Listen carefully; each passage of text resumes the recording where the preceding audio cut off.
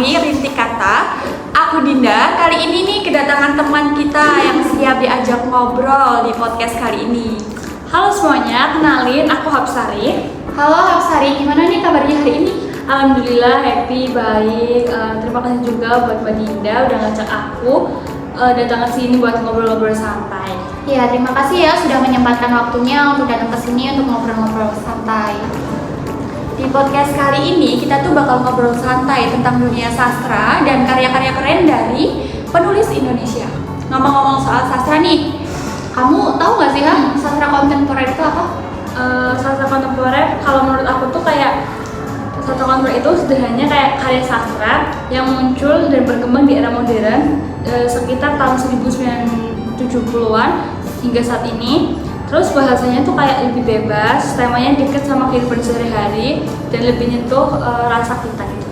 Kalau menurut aku sih gitu ya. Oh iya. Menurutku juga gitu sih, kan itu kan bahasanya yang mudah dipahami ya, apalagi buat anak-anak zaman sekarang seperti Gen Z seperti itu. Nah, salah satu tokoh besar di dunia sastra kontemporer nih, itu kan salah satunya yang lahir di kota ini nih, di kota Solo ya. Tahu nggak siapa? Oh tahu, itu kan Pak Sapardi Djoko Damono. Betul sekali. Nah, Pak Sapardi Djoko Damono beliau emang lahir di Solo sekitar tahun 1940-an dan tahun ini tuh tepat 5 tahun yang lalu beliau wafat, yaitu tahun 2020.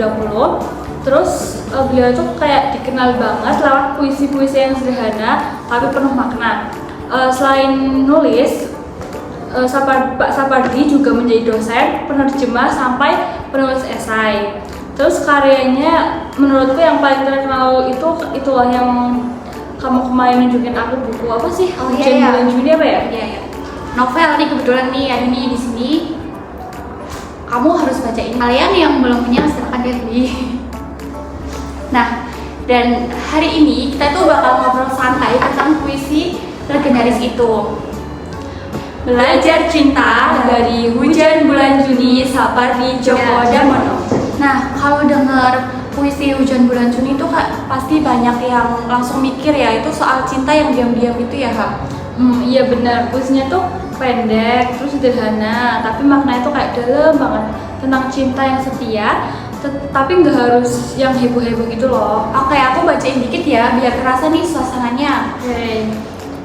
Tak ada yang lebih tabah dari hujan bulan Juni, dirahasiakannya rintik rindunya kepada pohon berbunga itu. Wah, dalam banget gak sih puisinya? Bayangin deh, hujan yang biasanya tuh turun pas musim hujan, ini malah di bulan Juni yang biasanya tuh kayak panas, terus biasanya kering gitu loh. Kayak ibaratnya dia nahan rindu tapi tetap sabar gitu loh. Ya, nah ini nih khas banget kan gaya Pak Sapardi, kayak bahasa sehari-hari itu tapi penuh makna gitu, nggak ribet. Terus itu enak banget masuk ke hati kita.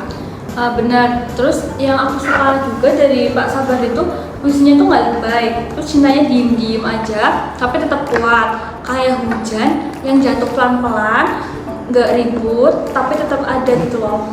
Bener banget nih, Pak Sapardi juga sering banget nih pakai alam itu di bagian ceritanya gitu, kayak hujan, pohon, angin tuh semua kayak hidup, itu punya rasa sendiri. Di puisi-puisi lain juga sama tahu, kayak disir hujan terus sama ayat-ayat api, bahasanya halus tapi dalam. Sapardi itu mengajari kita ya, kalau sastra itu buat semua orang, bukan cuma buat orang yang ngerti teori sastra aja gitu. Makanya sampai sekarang Hujan Bulan Juni juga tetap terkenal loh, udah dijadiin film, terus lagu, bahkan banyak yang pakai buat caption IG. Terus juga tadi novelnya Mbak Dinda juga kan. Iya benar. Nah itu ya yang tadi yang caption IG itu kan kayak aku pernah memakai itu yang kata tak ada yang lebih tabah dari aku, nunggu cat kamu masuk gitu. Kalau itu sih versi zaman sekarang ya. Iya. Tapi jujur itu loh bukti puisinya Pak Sapardi bisa nyambung ke semua generasi. Iya benar banget sih. Nah buat kalian nih teman-teman yang mau belajar puisi, coba baca-baca karyanya Pak Sapardi deh, belajar itu memilih kata, ngebangun suasana, dan nyampein rasa itu tanpa harus lebay gitu.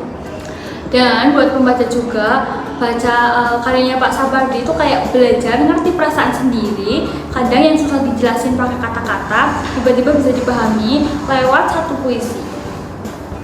Oke Hab, sebelum kita tutup nih, aku mau tanya ya ke kamu Kak.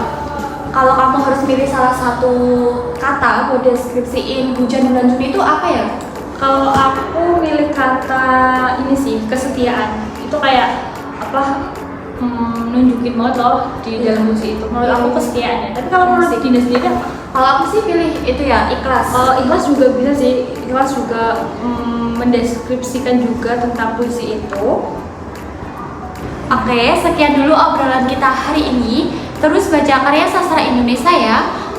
Karena banyak banget nih pelajaran hidup di dalamnya. Oke guys, sampai ketemu di episode selanjutnya. Tungguin episode-episode yang lebih seru dan asik. Sampai jumpa di podcast Rintik Kata. Oke teman-teman, itu tadi obrolan kita ya tentang Pak Sapardi dan puisi Hujan Bulan Juni. Semoga setelah ini kalian makin semangat buat baca sastra Indonesia, karena sastra itu bukan cuma soal kata-kata tapi juga soal perasaan. Nah, buat kalian yang suka nulis, ingat kata Pak Sapardi, sastra itu bicara soal yang tak terkatakan. Jadi teruslah nulis dan jangan takut buat cerita lewat kata-kata. Kalau kalian suka episode ini, jangan lupa like, comment, and share ke teman-teman kalian. Dan tulis juga di kolom komentar satu kata apa yang paling cocok buat hujan bulan Juni. Bye-bye. Terima kasih.